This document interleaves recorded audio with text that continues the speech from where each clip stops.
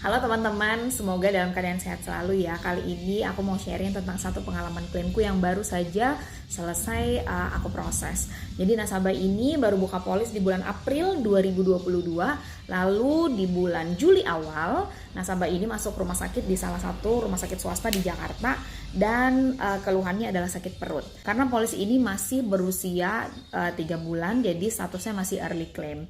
Nah, tiba-tiba di hari ketiga rawat inap, nasabah ini mengajukan ke Prudential untuk melakukan endoskopi. Jadi begitu pengajuan endoskopi diajukan ke Prudential, maka Prudential melakukan live investigasi. Jadi pada saat melakukan live investigasi, akhirnya Prudential mengajukan supaya nasabah ini melakukan klaim secara reimburse. Jadi akhirnya di hari keempat nasabah ini pulang. Ya, dia merasa ya udah deh kalau Prudential belum mau cover secara cashless, endoskopinya nggak perlu gitu ya. Jadi akhirnya nasabah ini pulang dan ada 3 diagnosa di resum medis akhirnya.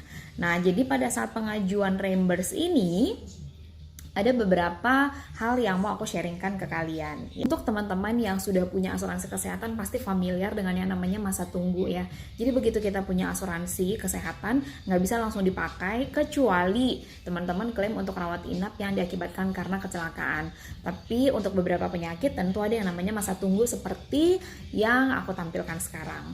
Nah, mengingat kejadian polis ini baru berusia 3 bulan, jadi ada beberapa penyakit yang masa tunggunya itu masih 1 tahun di awal. Jadi pada saat saya mengajukan klaim ke pihak asuransi secara reimburse akhirnya, nasabah ini pulang, lalu kita kumpulkan semua berkasnya, baru kita submit ke Prudential, itu akhirnya disubmit per tanggal 29 Juli teman-teman. Nah 29 Juli berkas ini diterima, lalu mulailah dilakukan proses verifikasi oleh tim klaim di pihak asuransi. 29 Juli berkasnya udah masuk, udah diterima sama pihak asuransi.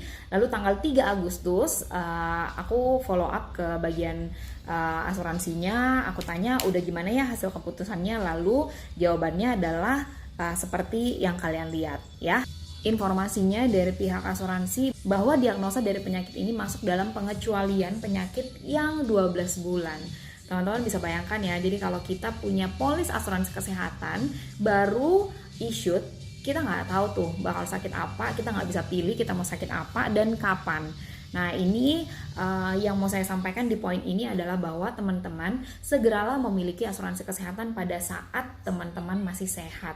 Karena pada saat udah sakit, kita tuh nggak bisa pilih, nggak bisa ngapa-ngapain. Kalau ternyata penyakitnya adalah di antara penyakit yang masa tunggunya 1 tahun, ya berarti teman-teman sama aja belum bisa pakai. Bukan nggak bisa pakai ya, tapi belum bisa pakai asuransinya. Baru bisa pakai nanti setelah 1 tahun. Jadi penting banget teman-teman punya polis asuransi dari sekarang. Lalu pada saat dinyatakan bahwa diagnosanya itu termasuk dalam pengecualian 1 tahun, saya lalu minta diagnosa yang mana. Karena kebetulan diagnosa dari rumah sakit, dari dokter yang merawat si pasien ini, si nasabah ini punya 3 diagnosa. Jadi waktu itu saya tanyakan diagnosanya yang mana ya, karena pada saat itu ada 3 diagnosa. Jadi saya mau tahu diagnosa yang mana yang masuk dalam pengecualian. Lalu saya follow up lagi, itu udah mulai dari tanggal 3, 4, 5 gitu ya. Sepanjang 1 minggu itu Prudential bilang masih di review gitu ya. Lalu per tanggal 15 Agustus ya, ini chat di tanggal 15, saya tanya lagi, mereka bilang oke, untuk case ini ada kemungkinan akan diproses tapi tunggu investigasi. Jadi proses investigasi ini dilakukan ke semua instansi-instansi rumah sakit teman-teman. Jadi penting sekali nih ya, kalau teman-teman mau mengajukan asuransi, penting sekali untuk mendeklar semua record kesehatan kalian. Kalau kalian pernah konsultasi ke dokter, ke klinik, ke rumah sakit gitu ya, karena udah ada recordnya untuk memudahkan dan menjamin asuransi kalian bisa dipakai di saat yang dibutuhkan. Jadi pastikan kalian jujur tentang kondisi kesehatan kalian ya. Sejak investigasi di tanggal 15, aku tiap hari tanyain lagi, follow up ke asuransi udah sampai mana investigasinya. Nah, WA ini adalah WA di tanggal 22 Agustus ya. 22 Agustus si Prudential bilang penelusurannya udah selesai dan direview kembali oleh pihak klaim. Oke, aku udah banyak berharap, banyak berdoa kalau ini menjadi kabar baik untuk nasabahku dan untukku juga. setelah tanggal 22 Agustus. Jadi setiap hari aku tanya lagi gimana hasil reviewnya ya, karena aku juga sangat menghargai nasabahku yang mau menunggu gitu ya, mau menunggu proses ini hampir 1 bulan ya. Jadi teman-teman kalau dengar di luaran sana, oh kalau kita ngeklaim itu cuma 14 hari kerja, itu kalau dokumennya udah diterima lengkap. Dan case ini adalah case early claim teman-teman, jadi perlu waktu untuk investigasi, penelusuran, dan review ulang. Makanya pada saat ini udah masuk 14 hari season keduanya, itu aku benar-benar banyak berdoa dan selalu jelasin ke nasabahnya supaya nasabahnya bisa ngerti gitu ya. Jadi penting banget teman-teman punya agen yang memang mau bantu teman-teman gitu ya.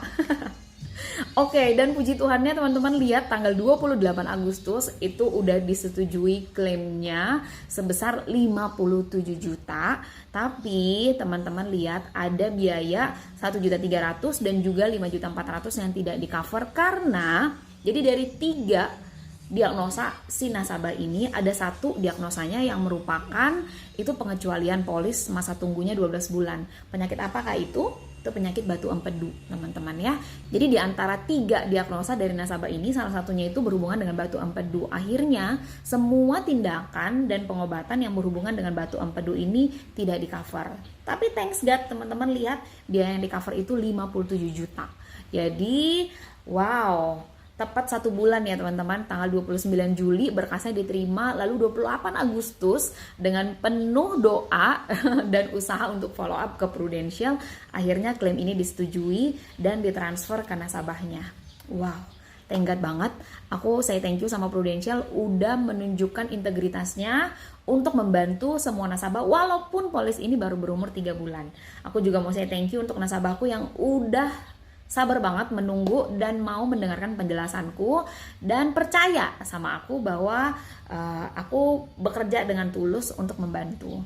Jadi teman-teman penting banget untuk punya agen asuransi yang memang mau membantu kalian tepat pada waktunya.